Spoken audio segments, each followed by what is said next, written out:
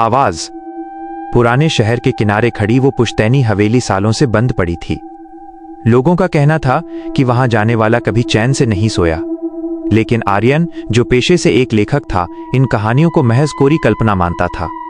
अपनी नई किताब के लिए शांति की तलाश में उसने उसी हवेली में एक हफ्ता रुकने का फैसला किया। पहली रात सब कुछ सामान्य था, लेकिन दूसरी रात जब घड़ी ने रात के 12 बजे बजाए तो आर्यन को ऊपरी मंजिल से किसी के चलने की आवाज आई, चमचम, जैसे किसी ने भारी पायल पहनी हो।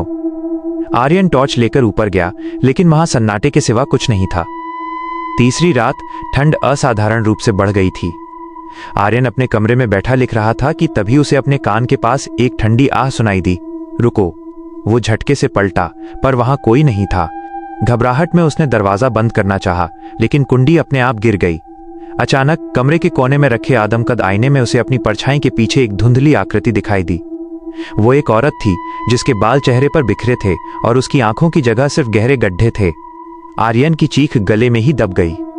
उसने देखा कि आईने वाली आकृति धीरे धीरे बाहर निकल रही थी। उसके पैर जमीन पर नहीं थे और उसके चलने से वही चमचम की आवाज गूंज रही थी।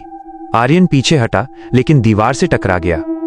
उस साये ने अपना बर्फीला हाथ आर्यन के गले पर रखा और फुसफुसाई, तारांकन, मैंने कहा था, रुको, अब तुम यहां से कभी नहीं जाओगे। अगली सुबह गांव वालों ने हवेली का दरवाजा खुला पाया। अंदर आर्यन का सारा सामान मौजूद था। उसकी अधूरी किताब मेज पर रखी थी, लेकिन आर्यन का कहीं पता नहीं था। बस उस आदमकद आईने पर खून से एक नया चेहरा उभर आया था, जो बिल्कुल आर्यन जैसा दिख रहा था।